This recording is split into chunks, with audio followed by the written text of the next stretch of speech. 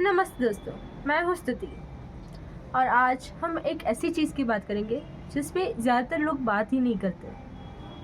हम हमेशा बात करते रहते हैं स्टार्स की, गैलेक्सीज़ की, ब्लैक होल्स की, पर ये सब तो सिर्फ 5% है हमारे यूनिवर्स का। हमारा यूनिवर्स 3 चीज़ों से बना हुआ है, जैसे कि मैंने आपको पहले से कहा था, विजिबल मैटर, डार्क मैटर और डार्क एनर्जी। तो सिर्फ विजिबल मैटर की क्यों बात करें? तो आज हम बात करेंगे डार्क मैटर की, जो हमारे यूनिवर्स का पूरा 27% है। तो डार्क मैटर एग्जैक्टली है क्या? डार्क मैटर के बारे में जैसे ही लोगों को पता चला, तुरंत सारे लोगों ने अपनी अपनी थियरीज दी कि डार्क मैटर ये हो सकता है, डार्क मैटर ये हो सकता है, पर कोई इसके कोर में नहीं जाना चाहता। तो आज हम डार्क मैटर के कोर में जाएंगे कि डार्क मैटर एग्जैक्टली है क्या और ये हमें क्या काम आ सकता है, या हो सकता है ये हमें यहाँ पे कहीं दिख रहा हो पर हमें ही नहीं समझ आ रहा हो कि डार्क मैटर है। हो सकता है। सो आज हम ये डिस्कस करेंगे। Let's start. 1930s में एक साइंटिस्ट ने गैलेक्सी क्लस्टर्स को ऑब्जर्व किया, तो उन्होंने देखा कि गैलेक्सी इतनी स्पीड में घूम रही है कि वो विजिबल मैटर यानी कि स्टार्स, गैस, प्लैनेट, इन सबको होल्ड ही नहीं कर पाती। पर एक चीज़ थी जो तब भी इंटैक्ट थी, क्लस्टर्स के स्टार्स तब भी इंटैक्ट थे। ऐसा क्यों था? तब उन्हें लगा कि ऐसा कोई इनविजिबल मास हो सकता है इन गैलेक्सीज़ के आसपास या उनके बीच में जो इन सबको इंटैक्ट रखता है। तब आई 1970s। तब एक ब्रिलियंट एस्ट्रोनॉमर ने एक चीज़ ऑब्जर्व की। नॉर्मल फिजिक्स में गैलेक्सीज़ के जो स्टार्स होता है, उसमें जो बीच वाले स्टार्स होता है वो ज़्यादा फास्ट स्पीड होती है उनकी, और जो बाहर वाले स्टार्स होते हैं वो थोड़े धीरे होता है, वो धीरे धीरे घूमता है। जैसे मैरीगो राउंड में होता है कि बीच वाला जो पार्ट होता है वो फास्ट होता है और बाहर वाला थोड़ा धीरे धीरे घूमता है। तो जब उन्होंने ऑब्जर्व किया ये सब, तो फिर उन्होंने ऑब्जर्व किया गैलेक्सीज़ को। तो गैलेक्सीज़ को जब ऑब्जर्व किया तो उन्हें पता चला कि गैलेक्सीज़ में तो बीच वाला हिस्सा उसी स्पीड से घूम रहा है जितना आगे बाहर वाला हिस्सा घूम रहा है। तो ऐसा क्यों है? क्यों दोनों की सेम स्पीड है? हमारे फिजिक्स तो कुछ और ही कहती थी।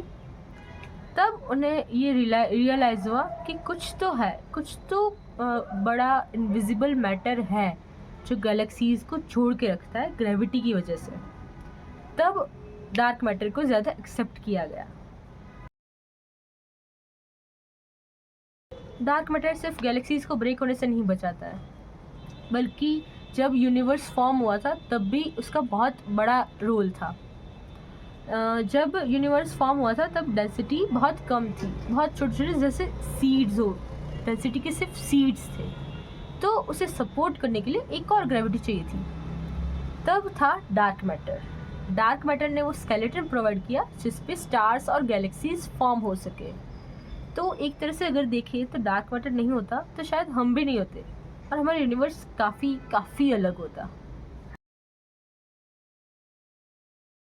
पर सवाल अब भी यही है कि डार्क मैटर एग्जैक्टली है क्या? वो ना तो लाइट प्रोड्यूस करता है, ना रिफ्लेक्ट करता है, ना ही एब्जॉर्ब करता है। टेलीस्कोप से चाहे जितना जूम कर लो, दिखता भी नहीं है। तो अगर डार्क मैटर इतना इनविजिबल है तो हमें पता कैसे चलेगा कि वो एग्जैक्टली है क्या? हम रिसर्च किस पे करें, ढूंढे कैसे कि क्या है?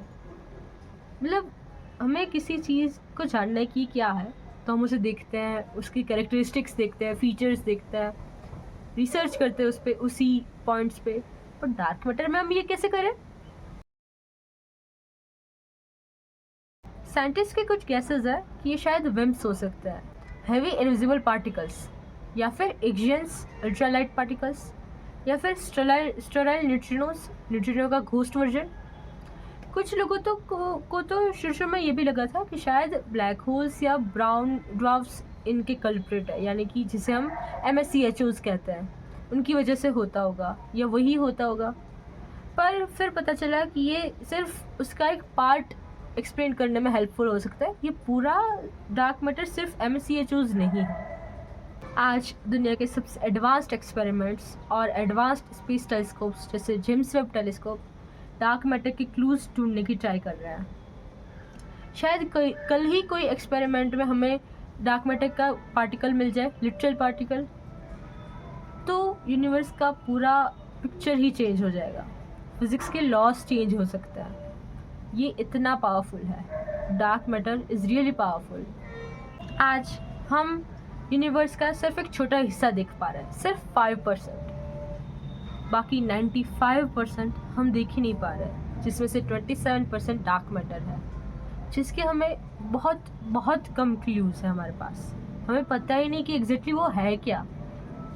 सोचिए, रोज़ रात को हम स्टार्स देखते हैं, पर स्टार्स जिसकी वजह से है, जिस चीज़ ने उसे बांध के रखा है, ग्रेविटी के साथ साथ डार्क मैटर जिसने उसे बांध के रखा है, वही हमें नहीं दिख रही। तो हम समझ कैसे पाएंगे यूनिवर्स को। सो फ्रेंड्स, आज का टॉपिक मैं यहीं तक रखती हूँ। मिलते हैं नेक्स्ट वीडियो में नए म्यूजिक कंसेप्ट्स के साथ। नेक्स्ट वीडियो में डार्क एनर्जी पे बनाऊंगी, जो हमारे यूनिवर्स का 68% ऑक्यूपाई करता है। आपको आज का वीडियो कैसा लगा मुझे कमेंट्स में ज़रूर बताइए। मिलते हैं नेक्स्ट वीडियो में नए म्यूजिक कंसेप्ट्स के साथ। Till then keep looking up and stay curious.